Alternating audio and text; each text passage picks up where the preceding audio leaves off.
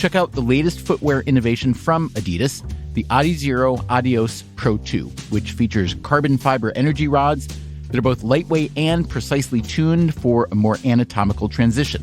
Everything from the ultra-light polyester upper to the re-sculpted midsole and the reinvented outsoles are designed for speed. Visit adidas.com to learn more today. Hey, I'm Katie Grossman, a trail and ultramarathon runner sponsored by New Balance. I'm also a creative professional, wife to my life and running partner, Dominic, and a very proud mom of 2 girls. Life has gotten a little crazy, especially after battling postpartum injury and an abdominal tumor. But running is still a huge part of my identity, and it legitimately improves my mental health. I'm working my way back to racing, but for now, I'm still finding peace on the trail. Go be on the run at newbalance.com. By knowing that I'm going to finish the trail at the next day really allowed me to enjoy that day. And I had an amazing hiking day. One of those days that everything looks amazing.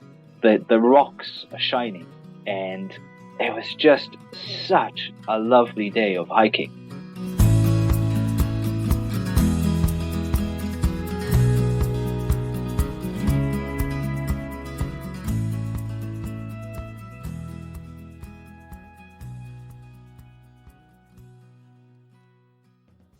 A beautiful day of hiking. You know, that can be done anywhere, even if you're not in the Andes right now or the Scottish Highlands, 2 incredible places.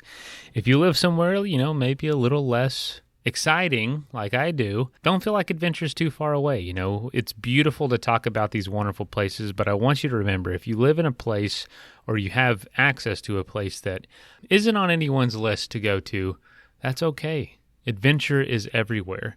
Someone has had a life-changing adventure where you live. Where you are is somewhere exotic to pretty much everybody else. So even though it is fun to listen to these episodes and to daydream about going to these amazing places, if you can't for the time being, that's all right. But for those of us that can and those of us that can make those plans, maybe think about hiking in the Andes or the Scottish Highlands. Today's episode, by the way, which is talking about those 2 subjects, is from a couple years ago where Kurt was the host back then. And they sound like absolutely stunning locations to make a trip. And by the way, my name is Mason.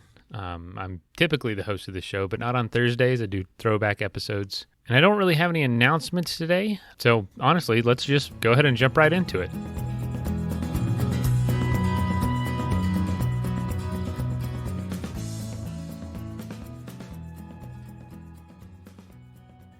Hey friends, Kurt here. Today we are going to be talking about hiking, but not just any hiking. We're going to talk about hiking in the Andes as well as hiking on the Cape Wrath Trail in Scotland.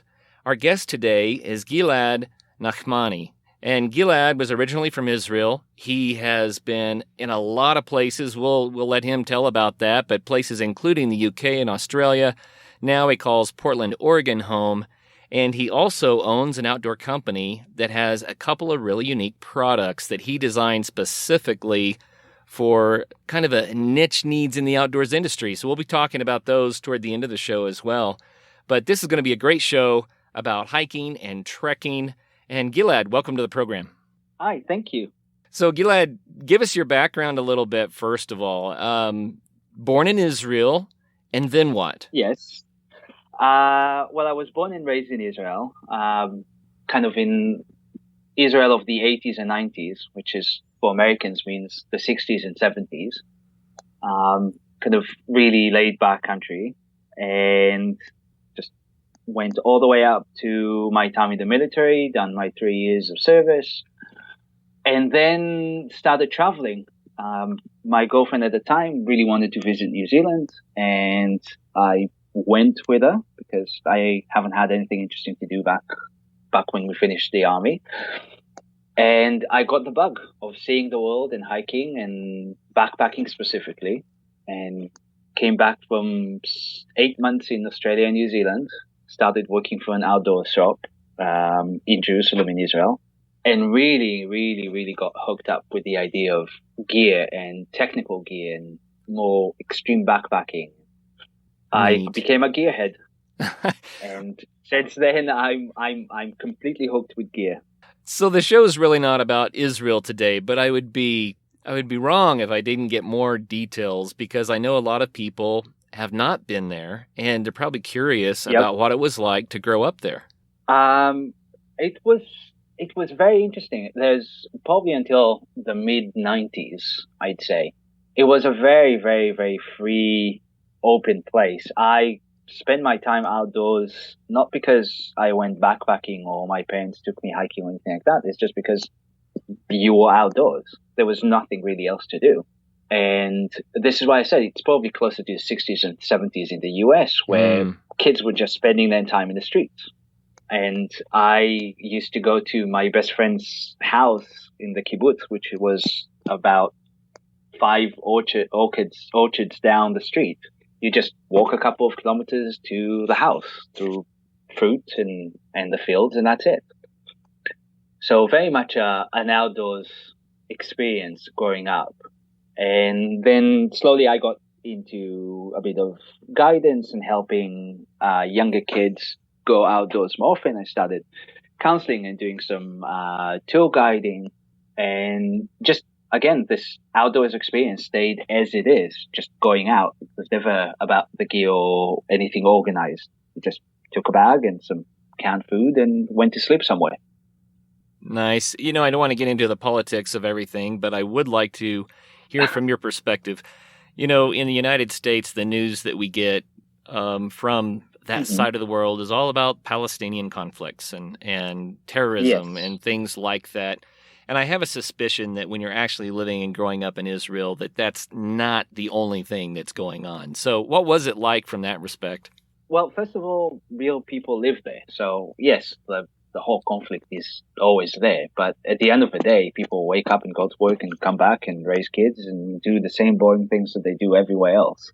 But the politics is a big part of it. It's very demanding. I think over the years it becomes more and more extreme in how much it take part in everyone's life. I personally was very political for a while just before I joined the army. And for me, it just became a boiling point. It was too political. I personally was too involved. And it became too much. And I've learned from traveling that I can live a life that is not political. Probably why it was so charming all of a sudden. It is involving. You're very involved in what's going on, whether you like it or not. But it is an amazing place to visit. It's tiny. It's packed full with both nature and culture in such a tiny place. It takes about 6 hours to drive the length of Israel. Wow. And you get everything. You start from the top of the Hermon, which you get snow most of the year, about 8 months of the year. And then you can drive all the way down to the Red Sea in 6 hours. And It's great. And in between, you have the oldest city in the world, pretty much, that's still operational. And you get a desert, and you get fields, and you get springs and hot springs, and just pretty much everything within that small stretch of road. So to go visiting, it's a very rewarding place because there's so much in such a little place, unlike most countries in which you have to travel ages to get to every single thing. Right. Well, most people that grow up in a location kind of take it for granted, and then later in life they go, wait, I grew up in a really cool place. Was that your experience? No, actually, I always loved exploring Israel. I've done so when I was a teenager. I actually hitchhiked most of the country at some point. I just went everywhere, from finding hidden streams in the Golan Heights, and I went to see flash floods in the desert, and just sleeping outdoors everywhere I could, or visiting friends everywhere. I had friends all over the country. I personally always enjoyed seeing every part of the country, or as much of it as I could. And this is why I think I have a lot of fond memories of the country. That's neat. One last question on that, and then we'll move on. The media would have us think, based on all the reports that we get, that it's not safe to go to many places around the world, but areas of Israel sometimes are presented that way. How would you advise people? I'll say that I've been in streets in London that felt substantially less safe than most places in Israel. There are always dangerous areas. but they're probably in the bigger cities rather than the more rural areas. Just keep your head on and look around. But as a whole, as a country, it's pretty safe. Probably less safe to drive on the road than go and visit. I often hear a report of someone that got into trouble in a foreign country. Call it country XYZ, it really doesn't matter. Mm-hmm. And then people start saying, oh, you heard what happened. I don't think people should go there. It's not safe. And I say, well, if you get drunk and you walk through the bad part of town at 2 a.m., that might happen to you here too. Yes, that's asking for trouble, no matter where. Exactly. If you use a little bit of wisdom and keep your head screwed on straight, then most places around the globe are relatively safe, and many of them much safer than perhaps where we live. So, yes, there are parts of Portland that I won't go to. On the other hand, and Portland is an amazingly safe place. Sure, yeah, you bet. Well, that's a lot of fun. So you started traveling. You did New Zealand and Australia. Eventually, you found yourself in the Andes. Now, how'd that come around? So as I said, I came back from New Zealand and Australia and got the gear bug and started working in an outdoor store. And I've done that for about seven months and gathered as much information and skills and gear as I could on the meager salary of a store clerk. And then went out to South America with a good friend of mine, which ended up marrying my best friend. So it was an interesting combination. And I took him for his pre-bachelor party for a month in Argentina. And then he went back home based on my friend's demand that he needs to be home because he's going to get married soon. That matters. Yes. Which was also the time frame I had for my trip because I had to be back for their wedding. And when we started traveling together, we done the more traditional buses and hitchhiking and seeing part of the touristy places. And we got to an area that's called it's in Chile. It's called the Tres Lagos. It's kind of a small national park there. And I really wanted to go hiking there because we heard great reviews and opinions from people who've been there. And I've dragged him up with me. And he hated it. He's a big guy. He's a bit fitter now, but he's a big guy, quite heavy. And he wasn't in the mood of dragging himself 3 days up a mountain to see 3 lakes and then go back. Right.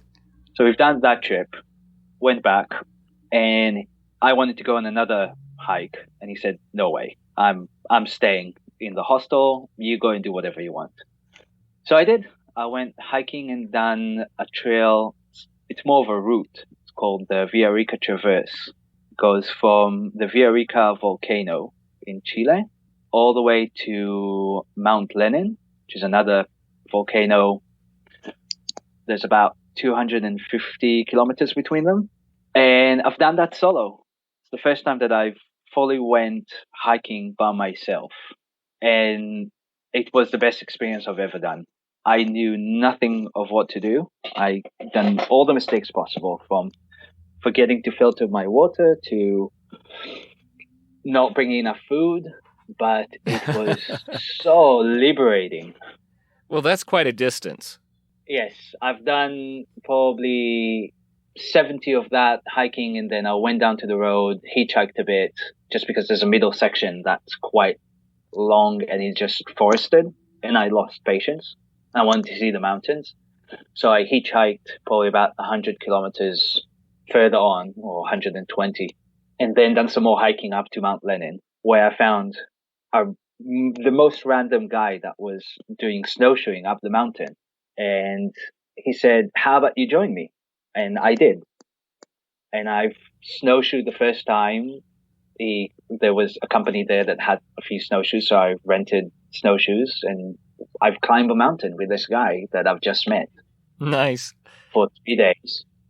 And it was another amazing introduction because I haven't even seen snow on a regular basis before. From Israel, there's no snow. And I've spent 3 days in the snow all of a sudden, and just the whole experience of letting go, accepting the timing, and just have a different pace instead of trying to reach the next place. I was just there. I love that. So many people when they travel, they pre-plan all their hotels and where they're going to be at what time, and they get stuck in a schedule. And then if they stumble into something that looks really, really exciting, like climbing Mt Lanin, right? Then Yes. they're kind of in a bind because they have a schedule to stick to. I love the free travel that you're talking about, where you can go places and just kind of follow your nose and take advantage of opportunities when they present themselves, right? Mm-hmm. It was so great, and it just completely opened my eyes to the idea of that sense of freedom. So when we continued traveling together for another couple of weeks, and when he left, I knew this is what I'm going to do. Just keep on hiking or traveling in this way and hike wherever I can. And I did. We parted ways. So we traveled a bit longer, went down to the Huayhuash area. Sorry, not the Huayhuash. Torres del Paine. I reached Huayhuash later on. Torres del Paine, we've done some hiking together. He done part of the W with me. And again, he had enough and he went back to the hostel. And then I said, you know what? I'm here. I might as well do the whole thing. So I've went back to the beginning and done the full loop by myself. And again, this sense of freedom was just great. And from then on, I just kept on looking for more and more hikes every time I got close to the Andes. Ended up hiking, doing the full Huayhuash Route when they were just starting to introduce the fact that you're not allowed to hike by yourself in that area. That's up in Peru. So I think by now you can't really do what I've done. Just take the local bus and start hiking and pay a couple of pesos as you pass through villages. But I could do that, and I've done that for almost 2 weeks, just randomly bumbling through that national park of the Huayhuash. Nice. Exploring some random peaks and sleeping at 5,000 meters above sea level for the first time. I think that's about 15,000, which was a very interesting experience that I recommend acclimatizing to better than I did. Did you get pretty sick? That night I did. I've learned since that the best way to deal with acclimatizing is to hike at least 1,000 meters higher than where you're going to sleep. So if you climb to 5,000 and then you sleep at 4,000, you feel just fine. And then the day after, you can add another 500 or 1,000 meters of height to that next section of climb and sleep.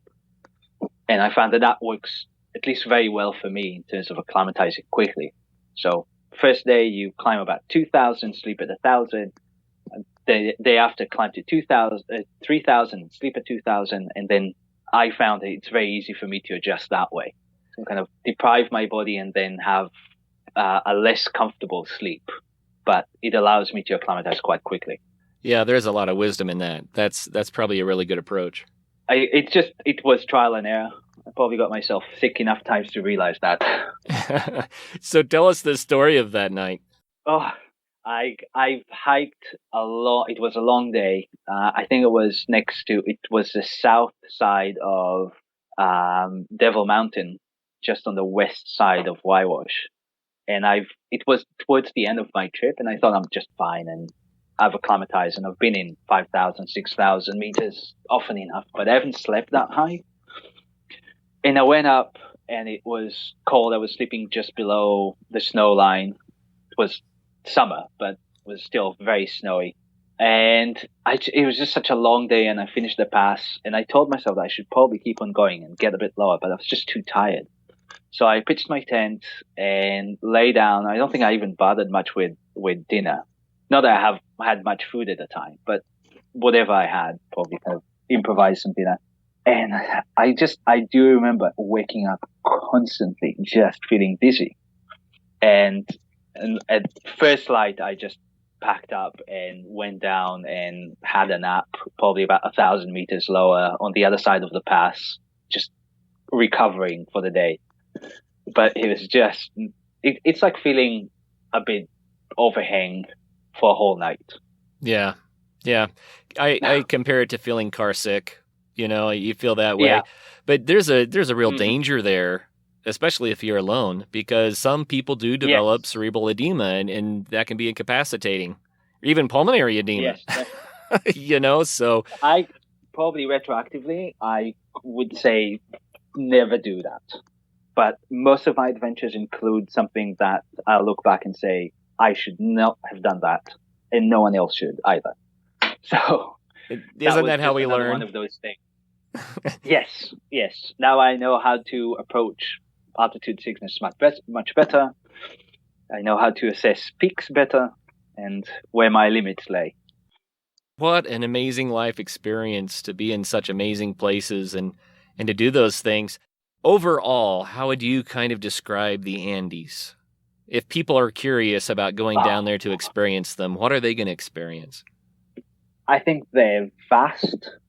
The strongest memory I have is the sheer size of everything, because the mountains are really, really big. I've never traveled in Nepal, so I would guess you get the same experience there.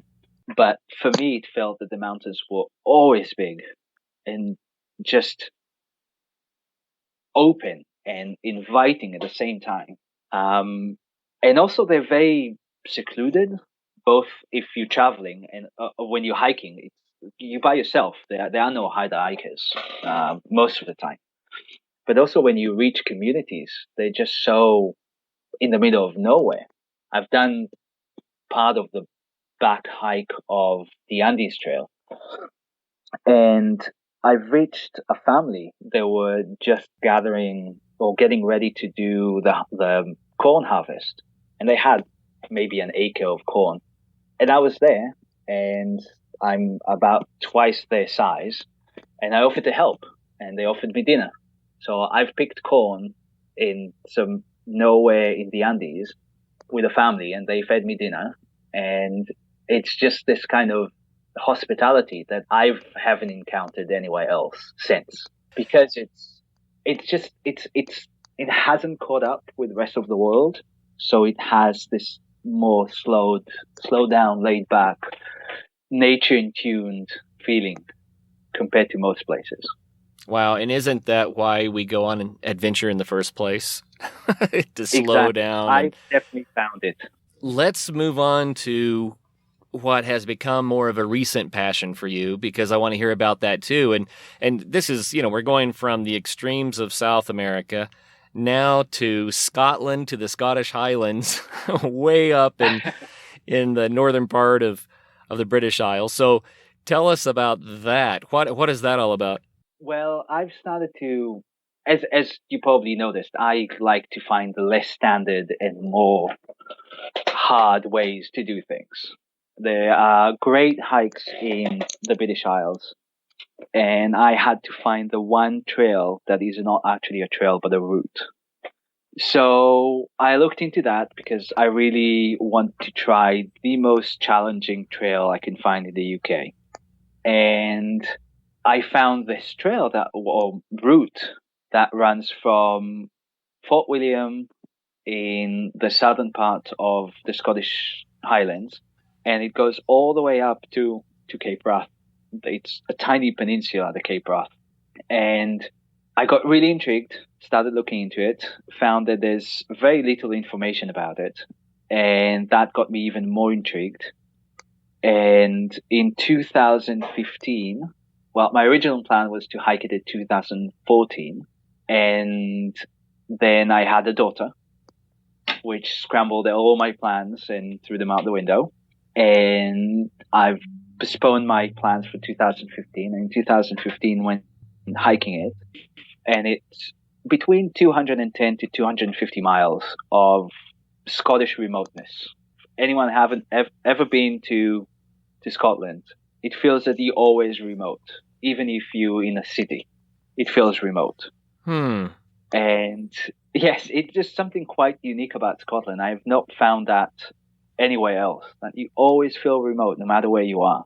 It's either the weather or just the way the mountains are set, but you can be in a village, in the middle of a village, and it feels like you're in the middle of nowhere just as much. And the whole route feels that way.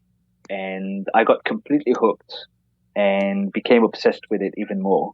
So this is the Cape Wrath Trail. That is the Cape Wrath Trail, exactly. I probably should have started with that.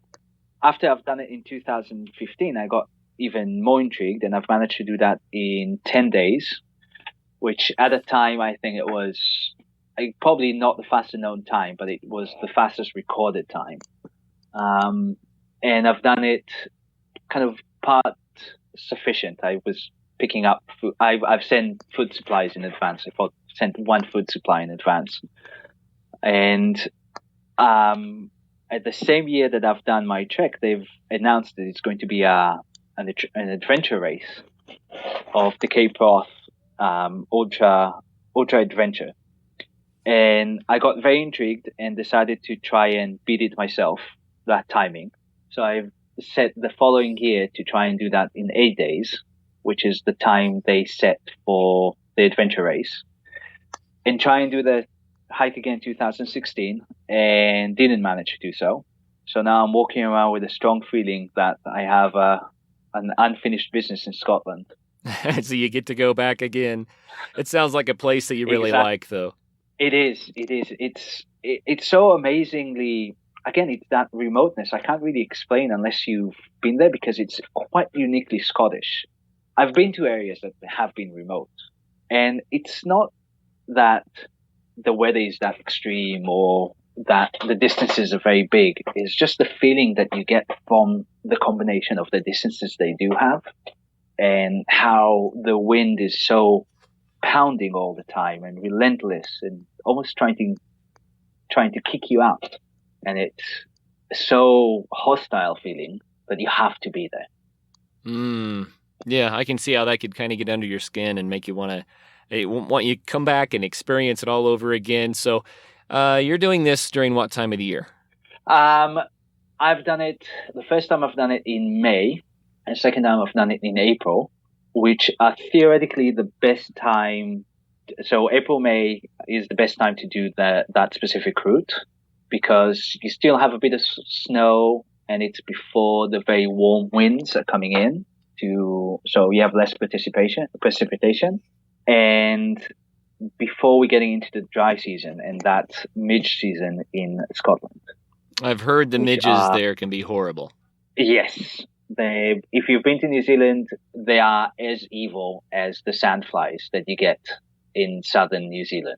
They're relentless, and they can be painful, and they come in huge swarms. It almost looks like a big black cloud coming at face value to you. At face level. And it's just, they won't let you be. So I recommend staying away from Scotland during the dry season, and June to August. And then there's another short period, September, October, that some people will try and do that route, even though it can be drier and you might get some snowfall in the higher passes. So spring, fall, not so much summer. Spring, fall. No, and stay away from winter. Scottish winter is as bad as it comes. You know, we interviewed a fellow who his passion was winter mountaineering in Scotland. Of course, he was from Scotland. But he described things... the Scottish people are made for it. He described things like trying to orienteer and complete whiteout for, 12 hours at a time. We don't even know where you are and which direction is up from down because of the snowstorms and the fog and the moisture. And and he shared how it was very wet. It's not like a dry snow. It's like you're getting clobbered by it and soaked and just sounds like it would be tough. Very, very tough. Yes. Even in spring, I got one pass I got fully hailed on for about an hour constantly on the Cape Wrath, and another one I woke up in the morning, found everything covered in snow, and that was April, completely covered in one of the lower areas. So the weather in Scotland is as predictable all the time. Most places you can get clear 3 days. In Scotland you can get clear 3 hours, and then no one knows. Nice. Because the way the winds come from the ocean, and they come from, you get northern frigid winds coming in, and the way they combine specifically on the Scottish Highlands, it creates complete random weather patterns. So you can get everything in a day. I have experienced 4 full seasons in a day in Scotland. I don't doubt it. I don't doubt it. You know, a lot of places that have more kind of extreme variations in climate can do that to you. I've had that same experience at altitude in Colorado. Yes. But when you're closer to the water, to the ocean, it seems like for some reason that can trigger more extreme changes as well. You know, Iceland is known for that too. It's just that northern Atlantic kind of a climate. Mm-hmm. Yes, and Scotland definitely gets it. Even though it's not a cold environment, it's quite temperatures are quite mild most of the time. But those changes are so surprising and extreme. That's what constantly throws you off. Let's take a quick message break and hear from the folks that help make this show possible.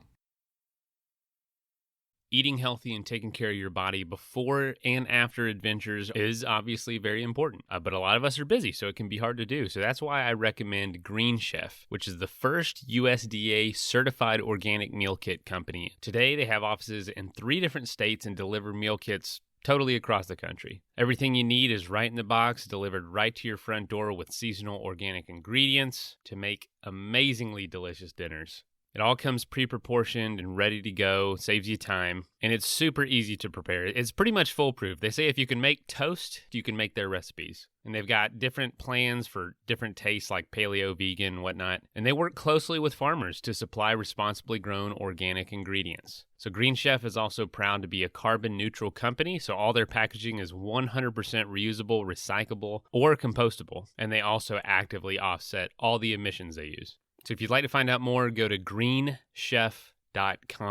and give it a shot. Check out the latest footwear innovation from Adidas, the Adizero Adios Pro 2, which features carbon fiber energy rods that are both lightweight and precisely tuned for a more anatomical transition. Everything from the ultra-light polyester upper to the resculpted midsole and the reinvented outsoles are designed for speed. Visit adidas.com to learn more today. That is plenty of that for now. Let's get back into the episode. Well, let's talk about the landscape there a little bit. I know that people have seen pictures of the Scottish Highlands, and I think it's primarily in the fall, but you see the rust-colored undergrowth and the steep hillsides, and maybe there's a fjord down below with water, and it's just beautiful. But what was it like when you were actually hiking through an expanse of this? It's exactly like that, but for 200 miles. It is as beautiful as it sounds, and those pictures, they don't even do justice to realize how beautiful it is, because you get it 360 degrees. It's just always around you. It can become boring at times, especially if you go through 10-mile stretch of this wet bog that it's all brown and clay and water, and you just say, oh, I just want to stand on something dry for 10 minutes.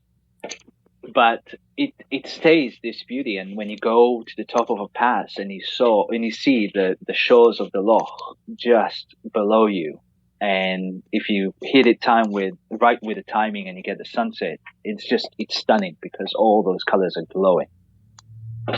And I always try to finish my days with going down a pass towards the loch, because just the views are amazing, and it's worth it to get it just right with the sunset.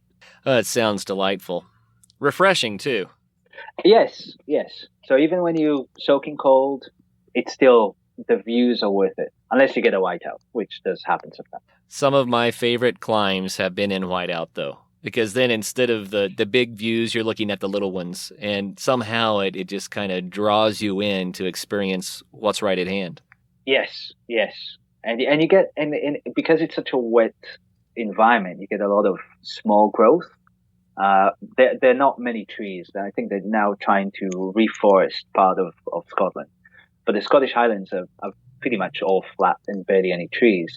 And you see all this life in such tiny environments of moss and specific kind of ferns that I only saw in Scotland. But they share the same characteristics as you'll see in southern New Zealand or Patagonia. A lot of those similar environments were very moist and cold. And it's really interesting. And you will get views in a wipeout just as much. Boy, there are so many directions that we could take our discussion right now. And I have a million questions, but I want to touch just a little bit on what you said about the adventure race, that you decided to try to do it on your own, and you were going to try to do it in 8 days, and it didn't work, but now you have something to pursue. So first of all, what kind of an effort, what kind of distances are involved to complete this Cape Wrath Trail in 8 days? Well, when I was planning my days, there were about 40 kilometers a day, so 25-mile days. And that's carrying all my food for 8 days. I think my pack started at about 33 pounds, something like that. And I've not done it right in the way I've planned the route. I've overloaded the first few days. So the first 2 days I've covered almost 90 miles. And yes, which I've managed to do, but the relentless experience was too much, and I probably should have broken it into shorter first days and increased the distance as the days progress, because you need to acclimatize to it. Your body needs to kind of fall into the rhythms of the constant hike, and the temptation to try and do as much as possible when you're fresh is just too big. And that was my part of my failure, was inability to assess that and give myself time to adjust to the life on the trail. You mentioned that this is really a route, not a trail. So do you have to do a lot of your own navigation? You're trying to figure out which direction you're supposed to head next? Yes, that happens actually quite a lot. Probably at least once a day there will be a stretch, anything between a mile to 5 miles that you need to navigate. Most of the time it's quite simple navigation. It's not very hard, but again, because it's Scotland and the weather can be so fickle, you don't know what kind of conditions you'll need to deal with. So you might actually find yourself navigating 5 miles through a whiteout. And this is where the challenge is for a lot of hikers who try and do that specific route, is the fact that your navigation skills might not be tested all the time, but in the few times that they'll be truly tested. They're not just trying to find the next peak, but trying to figure out how you're not falling into a stream in a whiteout, trying to find the next pass through a bog. And it's hard, but it's very satisfying when you do succeed. When you first mentioned how this had become a passion of yours, that it really was something that you were enchanted by, now I'm beginning to see why. The challenge of it just sounds enormous, but it sounds delightful at the same time. Yes, it is. It's because it's so demanding in non-intuitive ways. I mean, when I'm thinking about climbing some of the mountains in the US, you can understand the challenge. But when you look at a trail or a route like the Cape Wrath, you don't really see where the challenge is. It's not that high. It's not that technical. It's not that remote. The weather is not that extreme. But when you're there and all those not that extreme situations come together, they make for a very interesting and unpredictable experience. And every time it's something different. That sounds really fun. So let's rewind just a little bit. I know a lot of the listeners are saying, did he just say he did 45 miles a day for 2 days? And so you are fit, obviously, to attempt things like this. But what do you think a base fitness level would be required for people that just wanted to kind of take their time and enjoy the experience? Any hiker can do that, as long as you're good with the navigation, you are willing to accept the fact that you will be wet most of the trip. You're just fine. You can do 5-10 miles. I've met more than enough hikers that done this trail over 2 weeks, 3 weeks. You can do, because you are relatively close to villages, there are hostels, there are hotels along the route that you can encounter. Scotland has a wonderful system. It's called bothies. They are old farmhouses that have been donated to the public, and they're open for everyone to use. So most of the time, it's just a a stone structure with some wooden platforms, maybe a fireplace, and everyone can just spend the night there. As long as there's room and everyone's behaving nicely, you can just spend the night there. Nice. And so, yes, that was a lifesaver for me, just for the sake of getting out of your wet gear and try and get it dry. And sometimes there's enough dry wood to try and make a fire and then warm up. So it can be quite a leisured hike, but as a parent for two young kids, I kind of gave myself very short timeframes to do my adventures. Probably why I ended up doing things so compressed and fast all the time. Till this day, that's how I hike. But you can do that in more than comfortable pace. Well, let's back out again to kind of the overview level. Why do this in the first place? Why do you hike? Why do you backpack? Why do you go out on these adventures? Oh, personally, I think at this point, for me, it's a need at this point. I've started because it was interesting, and my wife claims that I have some normal Israeli PTSD, and it helps me to deal with it as well. So I get some. Yes, I think everyone who lives in a country that's a bit more combative, you get experiences in the UK. In Israel, there's not really a thing, PTSD. It's because everyone suffers Right. from it. So when I feel very stressed and it feels that the business and home and the kids and if life becomes overbearing, I'll go hiking or preferably backpack for one night, and I'll feel about 1,000,000 times better. So that's why I hike. And by now, I really enjoy the physical challenge that comes with it. I got injured in the army. I've ruined both my knees. And I was told I'll never run and I need to be careful with the distances I do and things like that. And I now run regularly, and I just found a way to make it work. And I think it's one of those challenges when you're being told you can't do something, you have to figure out a way to do it. Or at least that's how it is for me. So there's a lot of that challenge that comes into it. Oh, I've covered another day. I've reached another peak. I went down this mountain without almost passing out from the pain in the knees. So it's all those things are constant challenges for me.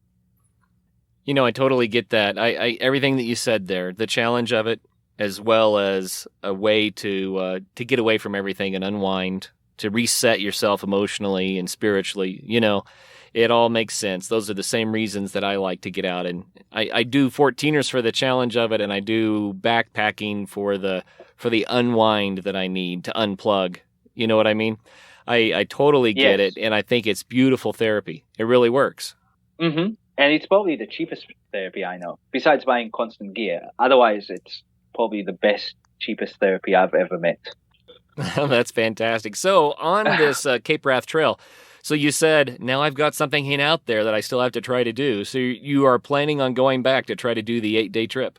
Yes. It's still on my must-do list. But now I live in the States, so going to the UK to do that trail, it's a bit more complicated logistically and cost-wise than just taking the train up to Scotland. And also now I have a business and 2 kids, and so the demands are much more extreme. But I'm hoping to be able to do that in fall of next year, if everything goes okay. Nice. So closer to home, closer to Portland, what kind of adventures do you target there? Well, I hike. I try and hike at least once a month for going on an overnight trip. Again, for my mental state and to keep everyone balanced in the house. And for a very long time, I've been crisscrossing all of the Columbia River Gorge when we just arrived here. But now after the Eagle Creek fire, most of it is closed.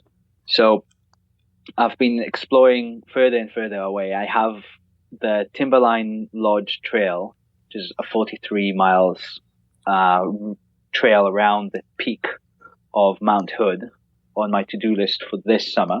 Hoping to do that over a nice weekend. And the Wonderland Trail, which is just across the river in Washington. And for next year, I'm hoping to take my 5-year-old growing adventurer to do the Oregon section of the PCT. Wonderful. You have a whole new world ahead of you as your children get old enough to go on these hikes with you. It is so much fun to share your passions with your kids, and I applaud you for looking forward to that. It's going to be different, right? You're going to have to go at their pace instead of yours. I know. But it's such a delightful experience. I've taken my daughter backpacking the first time when she was 8 months old. So I know the feeling. We just came I took her backpacking in the Solomon River. We came back yesterday. We went for an overnight. The first time she cowboy camped. So that was an interesting experience to fall asleep looking at the stars. But she done it. She fantastic. loved it. Fantastic. Yes. Good for you. I definitely know the feeling that passing it on to the kids is creating a whole new aspect of being outdoors. Well, Gilad, I want to talk about your company a little bit because you have some neat products that people need to know about. But before we do, I'm going to leave that teaser there. Before we do, share with us a story that was formative or life impacting from any one of these hikes, from the Andes, from the Scottish Highlands, from something you did in Oregon. Do you have a story for us of something that was just like, wow, that was amazing? Trying to think about a specific one. I'd say probably so there's one section that I really like of the Cape Wrath, the Cape Wrath Trail, that leaves just around. You pass a town called Shiel Bridge. It's kind of a coastal on the coast of a coastal loch. So it's a loch that spills into the ocean. It's quite an interesting concept. It's a salted loch. And it's a very relaxed, small town. It's almost like a coastal town, but in the Scottish Highlands, which is kind of an odd combination. And I left that town after calling my wife, checking how things are going at home. She's at home with her daughter and a 3-month-old son. And I'm standing there just next to a campsite on the way to continue my 8 days hike. I'm starting day 3. And I call home and my wife answers and she breaks down into tears. She's exhausted. The kids are killing her. And my daughter just developed some kind of a cold, a nasty cold. And I knew that my trip was end. It was at its end point at that coastal town. But there's just absolutely no way of leaving, of getting on my way home from that town. There are no buses, no trains, nothing. But I knew that if I walk an extra day and a half, I can make it back home much quicker. It's one of those things about Scotland that the only way to get out is by getting to a more remote place. Okay. So I remember standing there and it's sunny and pleasant, and I just spent the night at a bothy, so I was relatively dry. And I'm saying, this is the best trip ever, and now I'm going to close it down. And it's time to pack and go back home. And I felt terrible, but not going to disappoint my wife. So I accepted it and said, okay, I'm going to walk one more day to actually be able to get out, and I'll come home. And I start walking, and all of a sudden, all the pressure that I had from trying to finish this hike in 8 days was gone. And by knowing that I'm going to finish the trail at the next day really allowed me to enjoy that day. And I had an amazing hiking day. One of those days that everything looks amazing. The rocks are shining, and it was just such a lovely day of hiking until I got to the last pass and I got gale force winds to my face and hail. And I've cursed that day, but I spent a whole day really enjoying my hike just by knowing that I'm not going to continue hiking. Isn't that funny? The change of perspective. Yes, I know it's not a hiking tale, but it's how you look at the hike that made it so much more enjoyable. I've had those experiences too, backpacking. and struggling and fighting for some goal, and then finally realizing that where you are right then and there is amazing. All you have to do is stop and enjoy where you are instead of thinking past where you are. It's something to do with being present. Yes, and it was really probably the highlight of my hike, to just enjoy that day. It's a goal of mine every trip to get to that mindset, to get to that point where you can just be where you are and kind of, I guess you just have to wave the white flag and say, I surrender. I'm just here to experience this. Yes, exactly. And it was a really liberating, and I try and make sure that every time that I go hiking since then, I also enjoy the day, not just where I'm going to camp and not just on the way back, but also when I'm there. I think that's the most important thing you can experience when you actually go hiking regularly. Well, with the distances that you cover, that's probably harder, actually. Some people are covering short distances so they can be distracted by everything around them and just kind of lollygag around and finish their day at whatever rate, But when you're trying to cover the distances that you're doing, then it must take a lot of discipline to be present where you are while you're still reaching for a substantial goal like that. It is very challenging, but I found it's almost meditative, because you switch on the body machine to walk, and your body's just walking, and it allows your mind and your eyes to just be everywhere. And I know that every time my wife hikes with me, she gets really annoyed because I walk fast and I still manage to enjoy everything. And I'll point stuff all the time and tell my kids, oh, did you see that deer? And have you noticed that tree, which is a bit crooked? And things like that. And she just doesn't understand how I'm walking so fast and also see everything. Right. It's the way you train yourself. Sure. Everyone has his or her own unique hiking style. And there's something that's also fun about this. When a person goes out into wilderness and finds a hiking style that works for them, then they also find gear problems. So we're coming back to your company here. But we discover things that don't work for us, that don't work for that approach to being in the woods, right? And you have a couple of products that were made specifically to meet needs that you found. And so I want to hear about them, because other people that are listening right now probably have similar needs. And so share with us what you discovered. So probably the good starting point is the fact that I broke another pair of poles in Scotland, and I was trying to get out of working in yet another company. And my wife said, if you're so smart and you think you know how to make good poles, just go and make them. So I did. I went to a factory in China and I said, okay, can you make me those poles? And they kind of sent me a few ideas, and I said, no, that's not good enough. Let's change 1,000,005 things about them. And I started designing poles that I wanted them to be as small as I can make them while being functional and very fast to deploy and collapse. Because when you hike so quickly, many times the poles can even slow you down.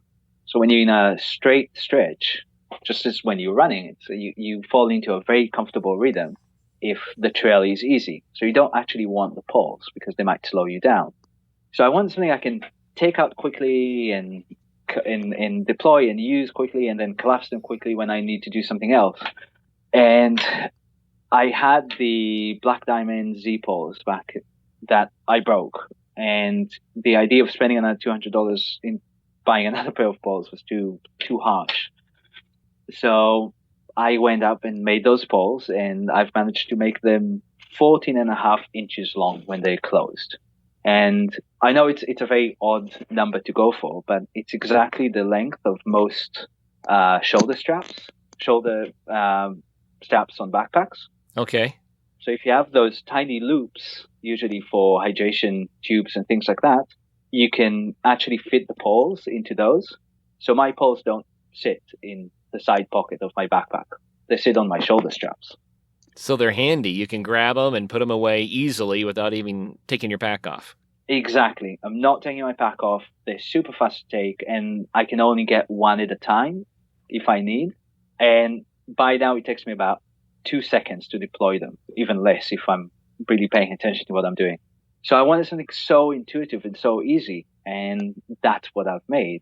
And So I've been making the poles for a while, and about a year ago, my father-in-law came to me and said, why do all the soya bags always explode on me? And then I've realized all my soya bags also break on me, and the collapsible bottles, they're all quite stiff. They're all made from nylon, and they have only this small opening that takes ages to fill. And it all goes back to this kind of fuff that you need to deal with in camp and when you try and filter water or anything like that.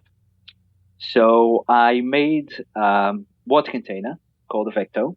It has a wide opening on one side and a simple screw neck on the other. And the whole bladder is made from TPU, so it's a bit stronger and softer. Has a bit of a plasticky smell, but when you use it as a dirty water bladder, it doesn't really matter. And it takes 2 seconds to fill. You screw on your filter, whether it's a Hydro Blue or LifeStraw or soy or something like that. Filter your water, put it away. The whole thing done in a minute. Nice. And that's it. It was just those things that, why do I need to deal with those all the time? I mean, my enjoyment in the trail is not sitting here and filtering water. This is just a function. I've made those two things, and now and I've been really enjoying the process. I'm not an engineer personally, so I don't have an engineering mindset that goes into it. I'm just a user. I knew which function I want. I go to the factory and say, make those functions to me. And I've reached the point that those factories, those big Chinese factories, just had enough of my annoying demands and requests all the time. So I'm now moving everything to the US, to smaller factories that are very excited to play with things that they're not used to. So it's been an interesting experience having that backpacking gear list that I always wanted to make, but no one did. So that's what I'm doing. I love it. And you are sending me one of your water bladders, the Vecto. Mm-hmm. And I'll bring it up on a future show, tell people what I think of it, because I want to try it out. But I didn't get it before this interview, so I haven't experienced it yet. But I love the concept of something that's simple, hardy, that's going to stick together, and that's quick and easy to use. And that's the theme that I see with the poles and with the water bag, is everything has to be super convenient and quick. Yes, and simple. I think a lot of the outdoor gear, as the industry kind of matures, becomes really complicated. It's complicated to take care of, to fix. For me, I always think about it, kind of the industry matured into the point that everyone is driving one of those fancy Land Rovers instead of those old beat up hardy Defenders. And when I go hiking, I need Defenders. I don't need a Sport Discovery. I need something that I can bash and then know how to fix any part of it if I need to, because I can see it. Yeah, exactly. And it's just a lot of the frustration that I have with all of the gear that I have. It's just, you can't fix it. You're out on the trail, something breaks, and the mechanism is so complicated that there's no way to start. All right. Well, Gilad, what's the name of your company, and how can people get more information about your stuff? The company is Knock Outdoors, CNOC, Knock. It's hill in Gaelic, hill or mountain. Again, my obsession with the Cape Wrath keeps on popping everywhere. Knock Outdoors, the company's site is probably the best place for information, knockoutdoors.com. And I'm trying to make new stuff all the time. So if anyone has this crazy idea that no other company is willing to make, just shoot me an email at contact@knockoutdoors.com and see if I can make it. My mindset when it comes to this company. You know, I thought it was funny before we hit record, you mentioned Andy Liebner, who from United States Ski Poles, right? And Andy and you are working together now to get your hiking poles manufactured, on U.S. soil here. So what a fun coincidence. Yes, it was. I was listening to the episode the other day, and it's kind of, I know that voice. It's Andy. What is he doing on the podcast? And we've been really enjoying working together because he also has the same mindset of keeping things simple and robust, and he comes from such a different perspective when it comes to a very similar product. So it made the whole interaction very interesting. Yeah. I really liked his mindset about how to make a product correct. And of course, he's using cross-country ski poles, essentially, is what he's manufacturing and doing the best that can be done from the sound of things. But yours are more oriented toward hiking. I think about a lot of ultra runners and thru hikers. They would benefit from your poles. Yes. The poles have become very popular in the last probably 6 months in the thru hiking community, and they're still not as simple as I would like them to be, because some parts you just can't fix. They bonded together and things like that. So I think by moving things to a smaller factory, it might increase the price of them, but it means that everything can actually be fixed. And Andy comes with the same mindset, and his expertise is actually the carbon fiber itself, the rod, the shafts. Right. And I bring the other parts. So he was interested in making a more interesting flick lock clasp to lock the poles, to make an adjustable one. And I was looking for someone to make shafts for the parts that I already designed. So it was just an interesting collaboration that works really well for both of us. So I had a question specifically about that, so I'm glad you brought it up. Do your poles just telescope down to size and then they come back out, and then how do they lock? Is it the quarter twist of the pole that locks it, or is there another mechanism? It's another mechanism. It's a Z-pole style with a lock button, and it also has an adjustable shaft with a flick lock. Okay. So it's a combination of things. So you can have. So I found that the Z-style poles most of the time come with just a single size, and that really limits what you can do, especially if you use it for shelter, and which is what I use. I use tarps when I do use a shelter.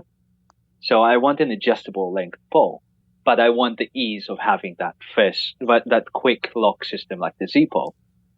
And so it's a combination of two systems that allow it to be both fast locking and adjustable in length. Okay. Well, the poles that I've tried that have the mechanism where you twist the two pieces of the pole to get it to lock, they either get stuck or they don't hold. Yes. Well, that's always been my experience. I think all of us, how we started.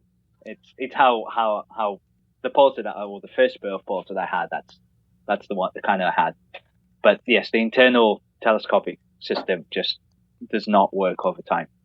Okay, so you've solved that problem, and I guess that's the main point I wanted to get to, is that you've found a way to get past all of that, so now you have something that deploys very quickly, and it sounds like it's nearly infinitely adjustable to exactly the length you want.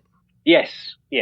So you still are limited to some extent by the size of the pole, but so the ones that we have now run from 41 inches to 53, so 42 inches to 53 inches. So you get a good 10, 11 inches of adjustability.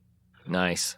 So even if you want to share the poles, I know that sometimes my wife will take my poles, and by having one size, it's very limiting. So I wanted something that still allows you to either share or test it with other things. Well, I don't want to belabor the point, but I have to ask about this a little bit more. Some people gave up on poles because of what you said. They get to the easier part of the trail that's pretty straight, and they're like, I'm just carrying this dead weight around. And then other people have said, no, the poles save the knees. You absolutely have to have them for these long distances, and they really help to stabilize you. I know that you're using the poles, but what do you think the advantages are? Well, I can pull out the research. There is actually research that shows it reduces about 5% of pressure. But more than anything, I think it forces people into a better gait. And that means that they use their legs and feet better and reduces the pressure on the joints. For me, it's a necessity. I have screwed up knees. The only way to go down a hill properly is to actually use poles. And I've been using poles for probably about 12 years now. So I can't imagine hiking without them. Yes. But I think it's a mistake to wait until you have a problem with your knees to use poles, because you will have knee problems. If you hike regularly or you do any kind of more aggressive sport regularly, you will ruin your knees at some point. It's just a matter of physics. Our body is not, it's very rarely meant to work that way for such a prolonged time. So instead of waiting until you have a problem to start using trekking poles, I always recommend just use them from the beginning and reduce the pressure. That's a good idea. On the other hand, and there's a second aspect to it, which is falling. That happens a lot. I mean, if you hike a long day, by the time you reach the evening, you're almost always tired. You never walk properly. You miss things regularly. So having an extra contact points reduces chances of falling. And it's almost like an airbag in the way I look at it. You have an airbag in the car, and you want that if something happens, it will do the job to keep you safe. And that's what the pole is doing. If you got stuck or you got a wrong angle or something like that, you want to be able to use your poles and make sure they stop you from falling or twisting something. I have so many customers who say that, I snapped a pair of poles, but at least I haven't fallen down a crevasse. Oh, so, yeah. A lot of people get upset from breaking a pair of poles, but that pair of poles make sure you don't sit in a hospital for 5 days. So Right. It's just a pole. It's meant to do exactly that, keep you safe on the trail. Very cool. Very cool. Well, the name of the company again is Knock Outdoors, and that's CNOC, knockoutdoors.com. Yes. Outdoors.com.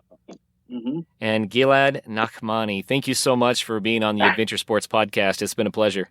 My pleasure. Thank you for having me. Oh, you bet. And I love what you're doing out there. Keep doing it. And I know that you blog on this stuff too. So if people want to see some pictures and read more about it, is Knock Outdoors the best place to go? I actually have my own blog. It's been a bit quiet in the last year just because I was quite busy. But outdoorsfather.com is where I write about my true opinions and my adventures. Okay. Outdoorsfather.com. Very cool. Well, Gilad, Thank you so much. Thank you. And all of you listeners out there, I say it every time, but man, it's what it's all about. There are so many advantages to adventure sports. It's not just about having fun. It's about being healthy. It's about lifestyle. It's about making memories, and it's about family time and so many other advantages. I could go on for hours, and I won't. But until the next show, make sure that whatever you do, find a way to get out there and have some fun. First of all, thank you so much for listening. It means the world to us that you choose to listen to the show. If you'd like to help us further, you can leave a review on iTunes, share us with your friends, your family. It goes a long way to grow in the show. You can also support us financially through patreon.com/adventuresportspodcast. Link is in the show notes. And also, if you have an idea of who could be a good guest for the show, we're always looking for people to tell their story about the outdoors or adventure. So if you know someone, please reach out. Email us at info@adventuresportspodcast.com. And until then, get out there and have some fun.